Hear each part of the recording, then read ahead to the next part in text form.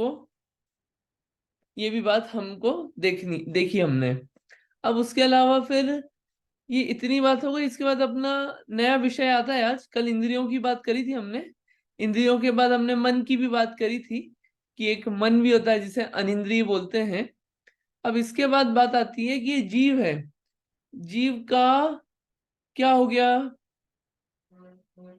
कि जीव गमन कैसे करता है। गमन कैसे करता है यानी कि आप बोल रहे हो कि ये जीव शरीर छूट गया, ठीक है, और नया शरीर धारण करने वाला है। जैसे कि मनुष्य शरीर छूटा और देव शरीर धारण करने वाला है।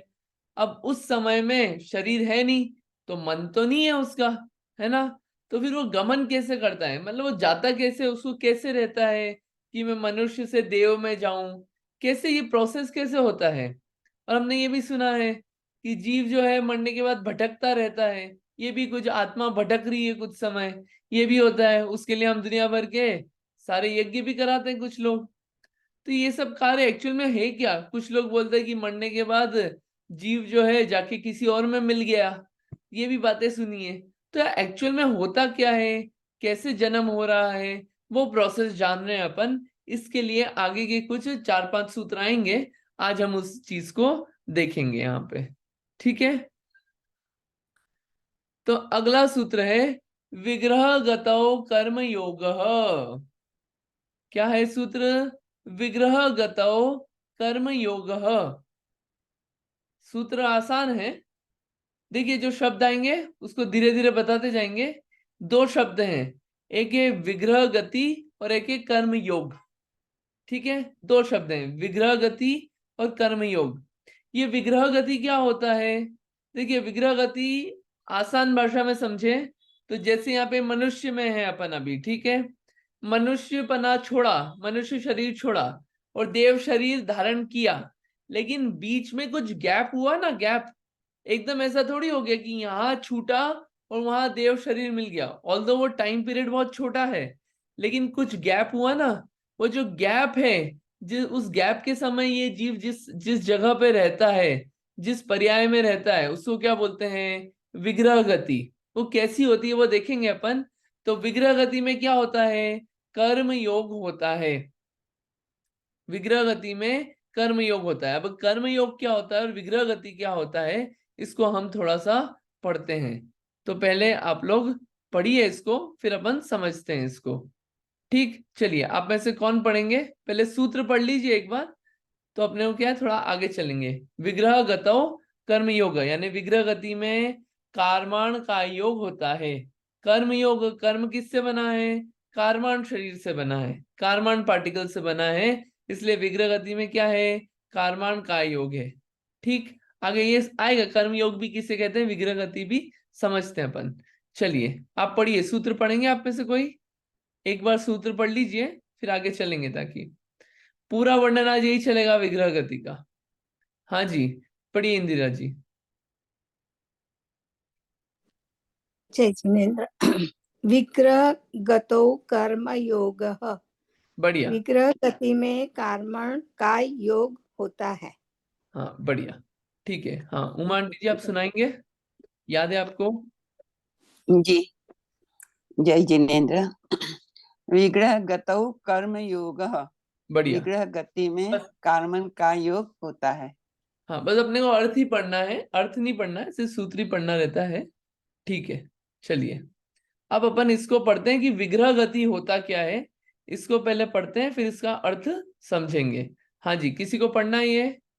विग्रह गति की 3 डेफिनेशन है, तीनों डेफिनेशन अलग अलग एंगल से दी गई है, उसको समझते हैं अपन, पढ़ेंगे पहले। हाँ जी, पढ़िए उमा आंटी जी पढ़िए। विग्रह गति, विग्रह माने देह, शरीर के लिए जो गति होती है उसे विग्रह गति कहते हैं। वि प्लस ग्रह बराबर विरुद्ध ग्रहण। जिस अवस्था में 9 कर्म पुद्गलों का ग्रहण नहीं होता वह विग्रह है, और ऐसी गति विग्रह गति होती है। विग्रह माने मोड़ा, मोड़े वाली गति को विग्रह गति कहते हैं। बढ़िया, 3 परिभाषा है इसमें विग्रह गति की। जी। विग्रह मतलब क्या होता है, पहले ये देखते हैं विग्रह मतलब क्या होता है। अलग अलग एंगल से बताया है विग्रह को। विग्रह यानी कि होता है देह, ये जो शरीर होता है ना, शरीर, इसको भी विग्रह बोलते हैं। ठीक है। अब वो शरीर वाली गति विग्रह गति, यानी कि शरीर के लिए जो गति होती है, यानी शरीर के लिए गति होती है, यानी कि ये जो शरीर प्राप्ति के लिए जो अवस्था होती है, जो कार्य होता है, उसे क्या बोलते हैं, विग्रह गति कहते हैं। वो अवस्था क्या कहलाती है, विग्रह गति। शरीर के लिए जो होती है, शरीर प्राप्त करना है ना, कौन सा, देव शरीर प्राप्त करना है, उसके लिए जो गति हो रही है, उसके लिए जो अवस्था हो रही है, उस अवस्था को क्या बोलते हैं, विग्रह गति। एक डेफिनेशन। दूसरी डेफिनेशन क्या, वी प्लस ग्रह। वी प्लस ग्रह, ग्रह यानी कि ग्रहण करना। ये ग्रह वो नहीं है जो ग्रह जीवन में उथल पुथल मचाते हैं, ऐसा जो सोचते हैं अपन, ये वो ग्रह नहीं है। ग्रह क्या है, ग्रहण करना, लेना कुछ, ठीक है। और वी यानी कि विरुद्ध, विरुद्ध ग्रहण करना, है ना। तो इसमें क्या होता है कि इसमें नौ कर्म पुद्गलों का ग्रहण नहीं होता। ठीक है। जो नौ कर्म पुद्गलों का ग्रहण नहीं होता वह विग्रह है, नौ कर्म पुद्गलों का। यहाँ पे विरुद्ध से मतलब ये है कि एक कर्म होते हैं और कर्म से अपोजिट नौ कर्म होते हैं। तो नौ कर्म पुद्गलों का ग्रहण नहीं होता है, ठीक है, उसे क्या कहते हैं, विग्रह गति कहते हैं। अब ये कर्म नौ कर्म क्या होते हैं, कर्म तो अपने को पता है कार्मान पार्टिकल्स होते हैं, और कर्मों का फल जिनमें आता है या जिनके निमित्त से आता है उन्हें नौ कर्म कहते हैं। एग्जाम्पल के लिए, एक एग्जाम्पल, शरीर जो है ये क्या है, नौ कर्म है। क्यों, शरीर होगा तो कर्म का फल आ पाएगा, बिना शरीर के कर्म का फल नहीं आएगा। ठीक, एक एग्जाम्पल। ऐसे और भी नौ कर्म होते हैं। तो ये नौ कर्म पुद्गलों का ग्रहण नहीं होता है जहां पे, उसे क्या कहते हैं, विग्रह गति। और विग्रह मतलब एक और क्या होता है, मोड़ा, मोड़ा, टर्न्स, टर्न्स होते हैं ना, उन्हें भी बोलते हैं विग्रह। तो मोड़े वाली गति को क्या बोलते हैं, विग्रह गति। ऐसे तीन डेफिनेशन है किसकी, विग्रह गति की।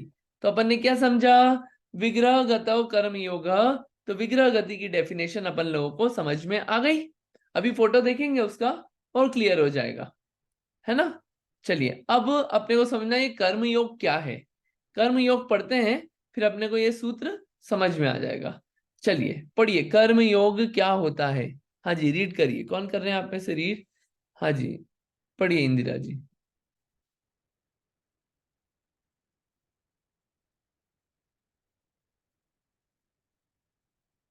आप म्यूट पे हैं, आवाज नहीं आएगी आपकी म्यूट पे। सॉरी।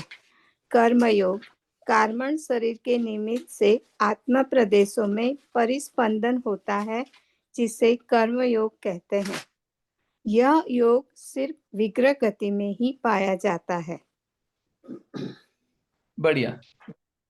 कर्म योग क्या होता है, कर्म योग क्या होता है, पहली तो चीज कि ये सिर्फ विग्रह गति में ही पाया जाता है, कर्म योग। ठीक। दूसरा, कार्माण शरीर के निमित्त से आत्म प्रदेशों में परिस्पंदन, परिस्पंदन यानी कि हलन चलन, हलन चलन यानी कि वाइब्रेशंस। ठीक है। तो ये कार्माण शरीर के कारण जो हो रहा है, अब शरीर भी अलग अलग प्रकार के हैं और शरीर आगे आएगा उसका वर्णन, लेकिन अभी आप इतना समझिए कि कर्म रूपी पार्टिकल से जो शरीर बनता है, जैसे अपन अभी हैं, अभी थोड़ा सा बता ही देते हैं। अभी जो अपन है यहाँ पे, ये कौन सा शरीर है, ये औदैहिक शरीर है। साथ में कौन सा है, कार्माण शरीर भी है। ठीक है। कर्म रूपी पार्टिकल्स तो हमेशा ही है, संसारी जीव है तो यहाँ पे क्या है, विग्रह गति में सिर्फ कार्माण शरीर होता है। यहाँ पे सिर्फ कार्माण शरीर नहीं, एक कार्माण शरीर होता है। तो उस कार्माण शरीर के कारण जो क्या होता है, आत्म प्रदेशों का परिस्पंदन। योग भी क्या होता है, मन वचन काय का हलन चलन। अब कर्म योग क्या होगा, कार्माण शरीर के कारण आत्म प्रदेशों का हलन चलन, मन वचन काय का हलन चलन, इसको क्या बोलते हैं, कर्म योग कहते हैं। तो विग्रह गति में क्या होता है, विग्रह गति में कार्माण शरीर के कारण हलन चलन पाया जाता है, ये यहाँ पे बता रहे हैं। तो यहाँ पे जो सवाल आया ना कि मन तो रहता नहीं, गमन कैसे करता है, तो यहाँ पे बोला कि यहाँ पे भैया एक कार्माण शरीर है और कार्माण शरीर के कारण यहाँ पे कार्माण का योग है, जिसके कारण आत्म प्रदेशों में हलन चलन होता है। इस कारण से ये विग्रह गति है, विग्रह गति में कार्माण का योग पाया जाता है। ये एक इंफॉर्मेशन बता दी, ठीक है। एक नई बात और पढ़ लेते हैं इसमें, फिर आगे इसकी बात आएगी। विग्रह गति में जीव इस कर्म योग के द्वारा ही नवीन कर्मों को ग्रहण करता है और मृत्यु स्थान से अपने जन्म लेने के स्थान तक जाता है। ये सवाल आया था कि अब शरीर तो है ही नहीं, शरीर छूट गया, तो मन जो है, मन भी क्या है, वो शरीर का पार्ट है ना। तो अब आप बोलेंगे कि मन नहीं है तो कैसे शरीर धारण करेगा, और उसको शरीर ही नहीं है तो फिर वो कर्म वगैरह कैसे नए ग्रहण करेगा, कैसे नए कर्म बनेंगे, कैसे क्या कार्य होगा। तो उसका जवाब यह है कि विग्रह गति में कर्म योग रहता है, और इस कर्म योग के रहने के कारण नवीन कर्मों को यह जीव ग्रहण करता रहता है। विग्रह गति में भी, विग्रह गति कौन सी, कभी मनुष्य शरीर छूटा और देव शरीर ग्रहण करने वाला है, लेकिन इस बीच में भी क्या हो रहा है, कर्म ग्रहण हो रहे हैं, कर्मों के बंधन हो रहे हैं नवीन कर्मों के। और यही कर्म योग जो है मृत्यु स्थान से, यानी कि शरीर से, मनुष्य शरीर से देव शरीर तक पहुंचाने में यह मददगार होता है। कौन सा, कर्म योग, ठीक है। ये इतनी बात यहाँ पे बताई है, अभी और बात आएगी विग्रह गति की। हाँ, लेकिन क्वेश्चन बोलिए नीलेश जी, बताइए। तो अभी विग्रह गति में कर्म योग होता है, तो कौन सा कर्म एक्टिव होता है? वो नाम कर्म, जिसकी वजह से मृत्यु एक स्थान से दूसरे स्थान तक ले जाता है। कोई कोई तो वो कर्म का नाम क्या है जो जो विग्रह गति में एक्टिव होता है? क्योंकि वो फर्ड जो कर्म देता है। देखिए, विग्रह गति में कर्म कोई एक एक्टिव नहीं है, एक कर्म एक्टिव नहीं है। विग्रह गति में भी जीवों को कर्म के बंधन हो रहे हैं। अब ये जो आप जो बोल रहे हैं कि ले जाता है जो, तो क्या है, आप किसी कर्म का नाम चाह रहे हैं इसमें कि जो लेके जाता है विग्रह हाँ। गति। तो आई एम नॉट श्योर कि कर्म का नाम मैं कौन सा बता पाऊंगा इसमें, तो इसको थोड़ा सा ग्रंथ में अपन देख लेंगे, ठीक। इसको ग्रंथ में देख लेंगे। अभी हाँ। अभी अपन पढ़ते हैं, उसमें शायद कुछ मिल जाएगा अपने को, और नहीं मिला तो फिर देख के आएंगे इसे, ठीक है। अब कि आपने बोला कि ये मूवमेंट होता है, क्या होता है, मृत्यु से जन्म स्थान तक जाता है। तो सवाल उठता है कैसे जाता है, मूवमेंट कैसा होता है, आड़ा टेढ़ा होता है, सीधा होता है, कैसे जाता, कैसे है ये जीव, कैसे क्या हो रहा है, भटकते हुए जाता है, क्या होता है कार्य, उसके लिए आगे के सूत्र दिए गए हैं। 2 सूत्र हैं, उसको पढ़ते हैं अपन। अनुश्रेणी ही गति ही, पहला सूत्र है अनुश्रेणी ही गति ही, यानी कि विग्रह गति में जीव और पुद्गलों की गति आकाश की पंक्ति के अनुसार होती है। बहुत सारी बातें आ गई इसमें। विग्रह गति में देखिए, अनुश्रेणी गति, गति कैसे होती है, अनुश्रेणी, आकाश की पंक्ति के अनुसार होती है। अभी आकाश की पंक्ति और गति क्या है देखते हैं अपन। लेकिन विग्रह गति में जीव और पुद्गलों की गति कैसे होती है, आकाश की पंक्ति के अनुसार होती है। एक बात तो ये मिली, ठीक। दूसरा, अविग्रहा जीवस्य, यानी कि मुक्त जीव की गति मोड़े रहित होती है। जो मुक्त जीव होते हैं वो मोड़ा नहीं लेते हैं। ये दोनों सूत्र समझेंगे, अभी तो आप सिर्फ सूत्र पढ़िए, दोनों सूत्र समझ में आ जाएंगे। टफ लग रहे हो तो एक बार सूत्र पढ़ते हैं, फिर समझ में आएगा। अनुश्रेणी ही गति और अविग्रहा जीवस्य, इस सूत्र को अपन थोड़ा सा और यहाँ पे देखते हैं और क्लैरिटी से थोड़ा सा देखिए। अनुश्रेणी गति, अनुश्रेणी यानी कि जो श्रेणी के अनुसार चले, ठीक है। आसान अर्थ करते हैं इसका। अनुश्रेणी, श्रेणी यानी अनुश्रेणी यानी कि श्रेणी के अनुसार। अब क्या होता है, गमन, गति यानी कि गमन, किसका, जीव और पुद्गलों का गमन कैसे होता है, श्रेणी के अनुसार ही होता है। अपन पढ़ेंगे श्रेणी क्या होता है और ये सब अभी पढ़ते हैं। और दूसरा क्या है, मुक्त जीवों की गति कैसी होती है। मुक्त जीवों की गति कैसी होती है, अविग्रहा जीवस्य, अविग्रह यानी कि वक्रता रहित होती है मुक्त जीवों की गति, उसमें कुछ टेढ़ापना नहीं होता है, वो सीधे सीधे गति होती है, गमन होता है। गमन का ही समझ रहे हैं, अभी फोटो से समझाएंगे, थोड़ा रीड करते हैं पहले, इस सूत्र को पढ़ते हैं ताकि समझ में आएगा श्रेणी क्या होता है, ये सब बातें अच्छे से समझ में आ जाएगी। पढ़िए, इस वाले सूत्र को पढ़िए, फिर अपन आगे चलेंगे। हाँ जी, कौन पढ़ रहे हैं आप में से अनुश्रेणी गति वाला सूत्र? जी, कोई और व्यक्ति पढ़ना चाहता है? आपने तो एक बार पढ़ा, कोई और नया व्यक्ति पढ़ना चाहे? हाँ जी, रीता आंटी जी पढ़िए। जय जिनेन। अनुश्रेणी गति है। उत्तर, जीव पुद्गलों का गमन श्रेणी के अनुसार ही होता है। टीका, श्रेणी लोक के मध्य भाग से ऊपर नीचे तथा तिर्यक के दिशा में क्रमशः हारबद्ध रचना वाले प्रदेशों की पंक्ति को श्रेणी कहते हैं। विग्रह गति में आकाश प्रदेशों की सीधी पंक्ति पर ही गमन होता है, विदिशा में गमन नहीं होता। जब पुद्गल का शुद्ध परमाणु अति शीघ्र गमन करके एक समय में 14 राजु गमन करता है, तब वह श्रेणीबद्ध सीधा ही गमन करता है। उपरोक्त श्रेणी की 6 दिशाएं होती है, पूर्व से पश्चिम, उत्तर से दक्षिण, ऊपर से नीचे तथा अन्य 3 उससे उल्टे रूप में, अर्थात पश्चिम से पूर्व, दक्षिण से उत्तर और नीचे से ऊपर। ये प्रश्न भी पढ़ लीजिए, इसी का है, पढ़ लीजिए ये भी। ओके। प्रश्न, यह जीवाधिकार है, तब फिर इसमें पुद्गल का विषय क्यों लिया गया है? उत्तर है, जीव और पुद्गल का निमित्त नैमित्तिक संबंध बताने के लिए तथा यह बताने के लिए कि जीव और पुद्गल दोनों अपनी स्वतंत्र योग्यता से गमन करते हैं, पुद्गल का भी विषय लिया है। बढ़िया, ठीक है। इसमें क्या है, श्रेणी मतलब लाइन बोलते हैं, पंक्ति को बोलते हैं श्रेणी, लाइन, ठीक है। अभी श्रेणी, पंक्तियां, दिशाएं किस किस प्रकार की होती है? पूर्व से लेके पश्चिम, ठीक, उत्तर से लेके दक्षिण, ये क्या है, सीधी लाइन जो है ना, सीधी लाइन, पूर्व पश्चिम उत्तर दक्षिण, ये 2 हो गई, और ऊपर से नीचे, ठीक, ये तो 3 हो गई श्रेणियां।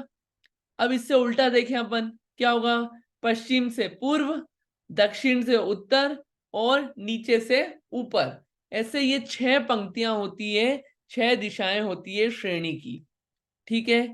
और जो गमन होता है वो श्रेणी के अनुसार ही होता है, यानी कि आड़ा टेढ़ा गमन नहीं होता है, मतलब कि विदिशाओं में गमन नहीं करते हैं। विदिशाएं मतलब आपको पता है, विदिशा मतलब होता है कि जो दोनों के बीच का रहता है ना, जैसे कि साउथ है, ठीक है, साउथ और ईस्ट है, तो दोनों के बीच का क्या है, साउथ ईस्ट, तो साउथ ईस्ट में गमन नहीं होता है कभी भी।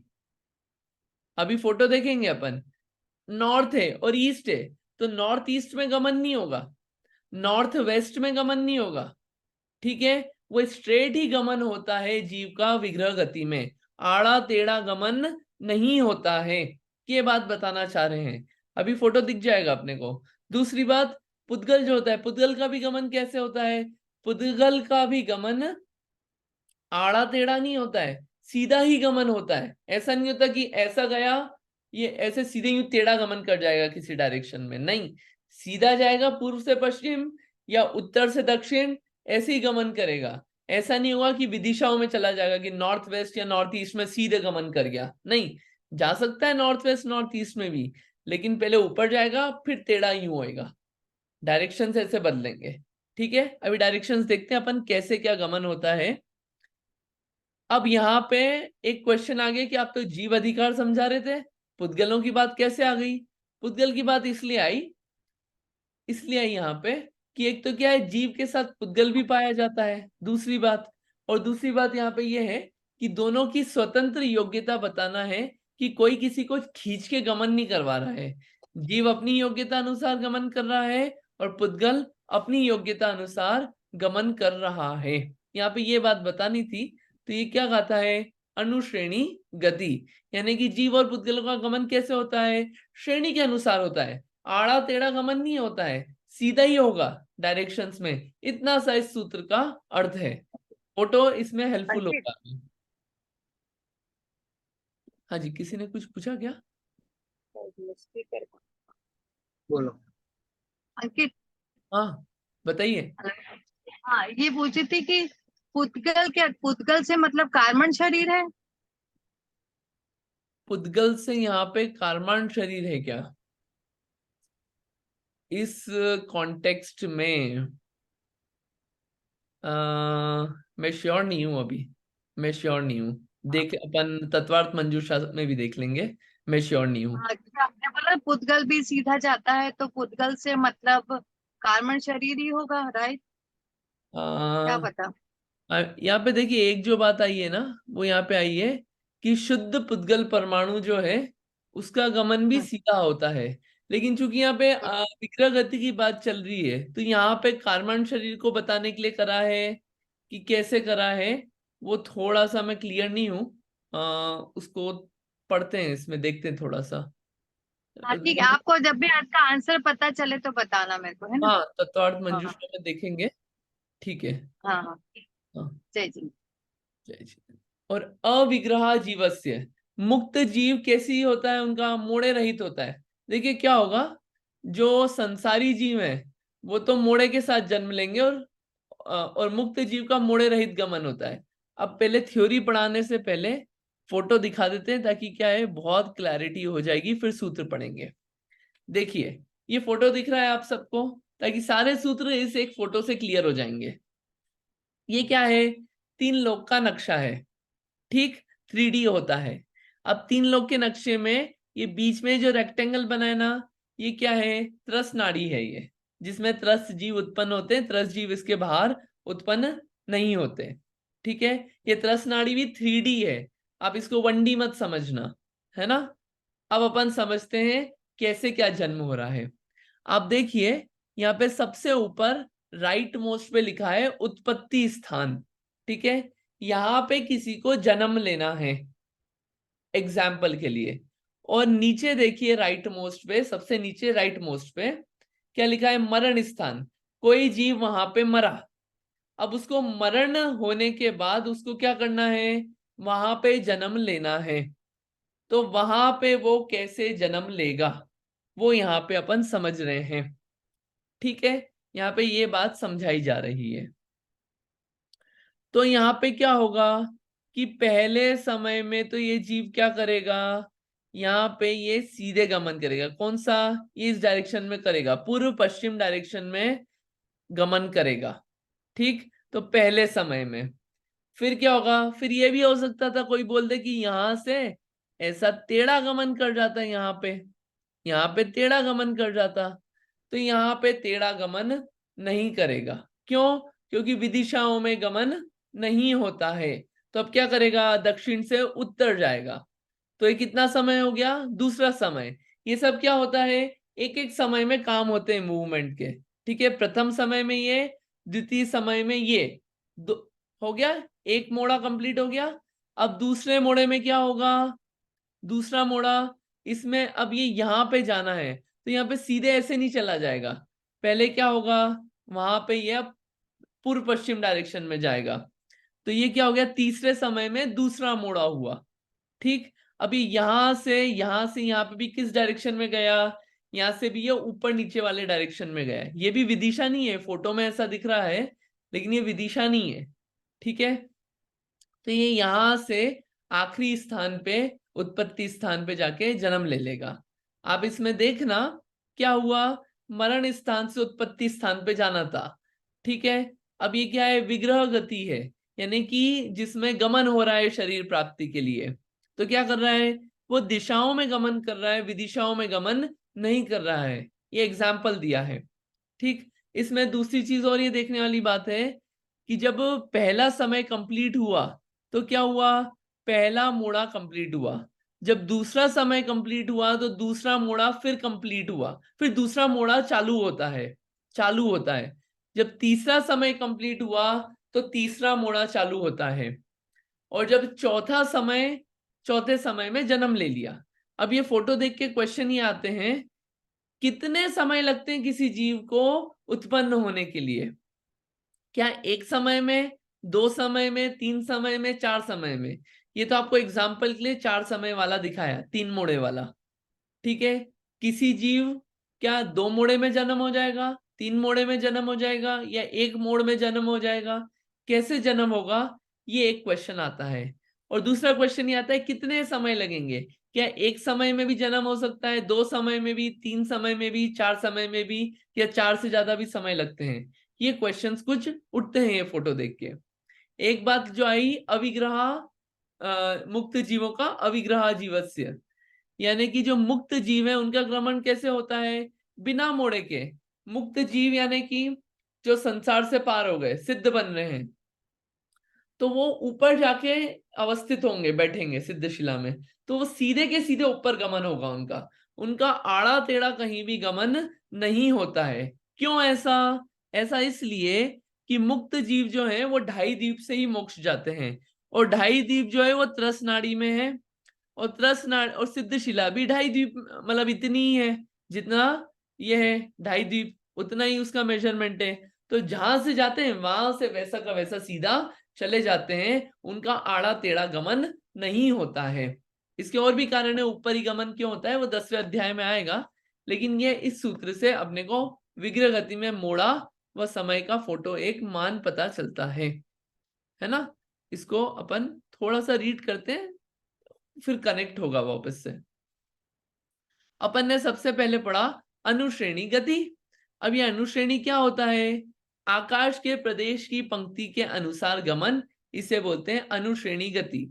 यहाँ पे आकाश की पंक्ति समझाने के बजाय ये समझा दिया था लाइन, विदिशाएं दिशाएं के अकॉर्डिंग जो गमन होता है वो क्या होता है? अनुश्रेणी गति, वैसे समझा दिया था। अनुश्रेणी गति मुक्त जीव और संसारी जीव की। ठीक है, तो संसारी जीवों में तो 4 प्रकार की गति आती है, और मुक्त जीव में सिर्फ ऋजु गति होती है। अब ये ऋजु गति क्या होती है और चारों प्रकार की गति कौन सी है, ये देखते हैं। अनुश्रेणी गति भी अलग अलग प्रकार की है, तो संसारी जीवों की तो चारों प्रकार की होगी, और मुक्त जीवों की सिर्फ ऋजु गति होगी। ऋजु गति आदि क्या होता है ये आगे आएगा। अभी क्या भी पढ़ा अपन ने, यहाँ तो जीव का अधिकार है तो पुद्गल का ग्रहण क्यों किया, ये बात अपन ने पढ़ी। सूत्र 27 में मुक्त जीव की गति बताई है, यह कैसे ज्ञात हुआ? ये भी क्वेश्चन उठता है कि यहाँ पे अविग्रह जीवस्य से लिखा है, तो यहाँ पे मुक्त अपने मन से शब्द क्यों लगा दिया? हमने तो जीवत से देखा कि जीव की गति मोड़े रहित होती है। अविग्रह, विग्रह यानी कि मोड़ा, विग्रह रहित होती है, मोड़े रहित होती है जीव की गति। तो मुक्त शब्द अपने मन से कैसे लगा दिया? किसी शिष्य ने ये क्वेश्चन पकड़ ली, ये बात पकड़ ली, तो उन्होंने पूछ लिया कि सूत्र 27 में मुक्त जीव की गति बताइए, यह कैसे ज्ञात हुआ? इसलिए पता चला ये कि जो 27 के बाद 28वां सूत्र आएगा उसमें संसारिणः शब्द का प्रयोग किया है, जिससे पता चलता है कि इस सूत्र में मुक्त जीव की बात कही गई है। ये जो 28 सूत्र है ना, इसमें संसारिणः शब्द आया, तो इसके कॉन्टेक्स्ट में जमा लिया कि जो 27 है उसमें मुक्त जीवों की बात कही गई है ना। इसको थोड़ा सा ये जो रीड करते हैं तो क्या है, अविग्रह जीवस्य, इसमें कुछ खास बात हो तो वैसे नहीं है, आगे आएगी, अपन देखते हैं उसको। पहले विग्रह गति का थोड़ा सा और इसमें स्लाइड में से रीड करते हैं, फिर ग्रंथ में से देखेंगे। एक सूत्र और, हाँ जी, पहले किसी का क्वेश्चन है शायद, मैं मिस कर रहा हूँ। हाँ जी, बताइए क्वेश्चन, उमा आंटी जी क्वेश्चन बताइए जी ना। आपने बताया कि भाई किसी का मरण नीचे हो वो देव गति में जाता है तो ऊपर की ओर जाता है, लेकिन किसी का नरक गति में जन्म लेना हो तो वो तो नीचे ही जाएगा ना। हाँ, तो चले जाएगा ना, उसमें कोई आपत्ति थोड़ी है। अच्छा, नहीं तो उसमें बताइए, मतलब उसमें आपत्ति थोड़ी है। ऊपर से नीचे भी जा सकता है, नीचे से ऊपर भी जा सकता है, नॉर्थ से साउथ भी, साउथ से नॉर्थ भी, और ईस्ट से वेस्ट भी, ओके वेस्ट से ईस्ट भी। तो ये तो एग्जाम्पल लिया अपन ने कि कोई नीचे जी, से ऊपर जन्म ले रहा है तो कैसे मूवमेंट होगा, ये एग्जाम्पल लिया था अपन ने। ओके, है ना? थैंक यू जी। हाँ, और हाँ जी, और किसी का क्वेश्चन? हाँ जी, कुसुम आंटी जी आपका हाँ क्वेश्चन? हाँ, मैंने पूछा था और हम्म, फिर रेखा जी ने पूछ लिया, इसलिए मैंने फिर नहीं बोला कि ठीक है। वो जो पुद्गल आपने बोला पुद्गल शरीर भी जाता है, तो वो मेरे को जानना था कि पुद्गल शरीर तो नीचे नहीं रहता है, ये कैसे जाता है? नहीं, आपका क्वेश्चन क्लियर, पुद्गल शरीर और हाँ, आपका क्वेश्चन क्लियर नहीं है, प्लीज वापस बोलिए। जीव जब जाता है तो पुद्गल शरीर तो नीचे रहता है ना, उद्गल शरीर नीचे रहता है मतलब? अपना जो शरीर है तो पुद्गल है ना, हाँ, तो फिर आपने बोला कि पुद्गल भी जाता है, तो वो कैसे हो सकता है? ऐसा मैं पूछती हूँ। नहीं नहीं, ये वाला शरीर नहीं रहता है विग्रह गति में। ये जो अपने पास अभी है ना, ये हड्डी मांस वाला, ये शरीर हम्म, विग्रह गति में नहीं रहता है। हाँ वही विग्रह, मैं जानना चाहती हूँ, तो आप तो दूसरा कौन सा शरीर जाता है? आगे शरीरों की बात आएगी, उसमें कार्बन शरीर आएगा। जो अभी कार्बन का योग बताया ना, ऐसे कार्बन हाँ, शरीर पाया जाता है, तो वो वहां पे आएगा, वो बताएंगे वहां पे, उसकी चर्चा होगी। तो ये शरीर जब इधर जीव जाता है तो वो कार्बन शरीर में चला जाता है? क्या बोल रहे हैं? जो ये जीव यहाँ से जाता है हाँ, तो वो कार्बन शरीर में जाता है, नहीं, दूसरे शरीर में जाता कार्बन शरीर तो हमेशा पाया जाता है। है? कार्बन अच्छा, शरीर वो हमेशा पाया जाता है। हाँ, तो वो कैसा होता है?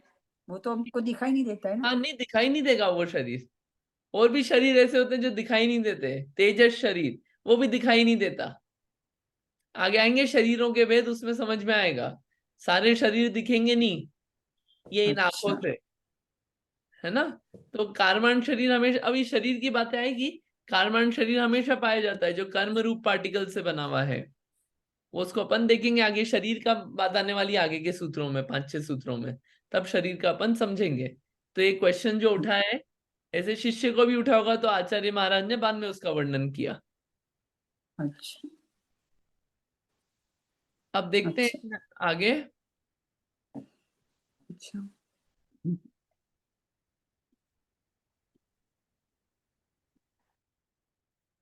आगे, विग्रहवती च संसारिणः प्राक चतुरभ्यः। विग्रहवती च संसारिणः प्राक चतुरभ्यः, यानी कि संसारी जीवों की चौथे समय से पहले विग्रह गति होती है, और बिना मोड़े वाली गति भी होती है। अब यहाँ पे जो मोड़े अपन ने समझे ना, इस मोड़े को समझाने के लिए ये सूत्र है कि संसारी जीवों का कैसा होता है, कि संसारी जीवों के कैसा होता है, प्राक चतुर्भ्य, यानी कि चौथे समय से पहले विग्रह गति होती है। यानी चौथे समय के बाद विग्रह गति नहीं होती। विग्रह गति यानी कि शरीर धारण करने के लिए जो मूवमेंट हो रहा है, चौथे समय बाद नियम से वो क्या होगा, शरीर धारण कर लेगा। पहली बात तो ये। और दूसरा, बिना मोड़े वाली गति भी होती है, किसकी? संसारी जीव की। लेकिन मुक्त जीवों की कैसी होती है? बिना मोड़े वाली गति ही पाई जाती है या होती है। ठीक है? संसारी जीव की गति 4 समय से पहले वक्रता, मोड़ सहित व मोड़ रहित होती है। ठीक है? ये यहाँ पे बात यहाँ पे आई है। अब ये किस किस प्रकार के भेद होते हैं इन गति के 4, वो यहाँ पे आ रहा है। इसको अपन यहाँ पे पढ़ते हैं। देखिए यहाँ पे अविग्रह और विग्रहवती। ठीक है? तो विग्रहवती में पाणी मुक्ता गति, लांगलिका गति, गौमूत्रिका गति, ये 3 है। और अविग्रह में ऋजु गति या ईशु गति। ऋजु गति यानी कि बिना मोड़ रहित जो होती है, उसे बोलते हैं ऋजु गति। और विग्रहवती में पाणी मुक्ता, लांगलिका और गौमूत्रिका, ऐसे ये 3 प्रकार की होती है। अब ये क्या होता है, इनको एक एक को समझाया जा रहा है। देखिए पहले फोटो से समझा देते हैं होता क्या है। देखिए ऋजु गति लिखा है, ऋजु गति लिखा है, आपको टर्म समझा देते हैं, फिर समझ में आ जाएगा। ऋजु गति लिखा है। ऋजु गति यानी कि सीधा गमन जो होता है, इसे बोलते हैं ऋजु गति। सीधी, बिना मोड़े की, है ना? इसको बोलते हैं ऋजु गति। दूसरा क्या है? पाणी मुक्ता गति। पाणी मुक्ता गति किसे कहते हैं? कि जिसमें एक मोड़ा पाया जाता है उसे बोलते हैं पाणी मुक्ता गति। लांगली का गति किसे बोलते हैं? जिसमें दो मोड़े पाए जाते हैं। देखिए दो मोड़े हैं ना, पहला मोड़ा दूसरा मोड़ा, ये क्या है? लांगली का गति। तीसरा क्या है? गौमूत्रिका गति। जिसमें तीन मोड़े पाए जाते हैं उसे गौमूत्रिका गति कहा जाता है। ठीक है, ये नाम है, ये टर्मिनोलॉजीज है। पाणी मुक्ता, लांगलिका, गौमूत्रिका। एक मोड़ा, दो मोड़ा, तीन मोड़ा, इसलिए ऋजु गति मोड़े रहित उसे बोलते हैं ऋजु गति। तो जो अविग्रहा यानी कि जो ये है मुक्त जीव, उनकी कैसी होती है? ऋजु गति। संसारी जीवों की चारों हो सकती है, सीधा भी मूवमेंट हो सकता है और जन्म ले ले, पाणी मुक्ता से जन्म ले ले, लांगलिका से जन्म ले ले, गौमूत्रिका से जन्म ले ले। इसको एग्जाम्पल से बताते हैं, समझ में नहीं आया हो तो। कोई यहां से मरा, मरण स्थान से जाके यहाँ सामने ही जन्म लेना है, तो क्या हुआ? ऋजु गति से जन्म ले लिया उसने, खत्म एक समय में। कोई जीव है, यहाँ पे जन्म लेना है, जहाँ पे दूसरा मोड़ा लिखा है, यहाँ पे जन्म लेना है, तो क्या हुआ? एक मोड़ा और एक मोड़े बाद जन्म ले लिया, है ना? तो क्या हो गया? ये पाणी मुक्ता गति हो गई। ठीक, किसी ने दूसरे मोड़े बाद जन्म लिया, जहाँ पे यहाँ पे गोला लगा हुआ है, तो क्या हुआ? उसका लांगलिका गति से जन्म हो गया। किसी ने यहाँ पे यहीं पे जन्म लिया उत्पत्ति स्थान पे, तो तीन मोड़े बाद जन्म लिया, तो वो क्या हो गया? गौमूत्रिका गति। ये नाम दिए हैं, टर्मिनोलॉजीज है कि कितने मोड़े बाद जन्म हो रहा है, उसके अकॉर्डिंग उसके नाम दे दिए। ठीक है, ये इतनी सी बात है। तो संसारी जीवों के चारों पॉसिबिलिटी है।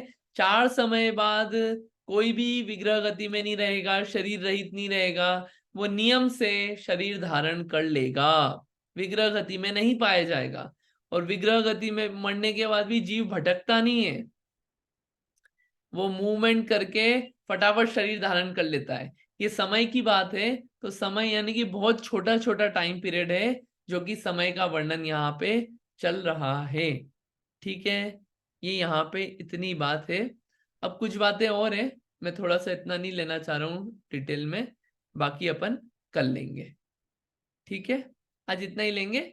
अभी विग्रह गति में और भी बातें हैं जिसका वर्णन अपन कल करेंगे। ठीक है, आज इतना ही रखते हैं।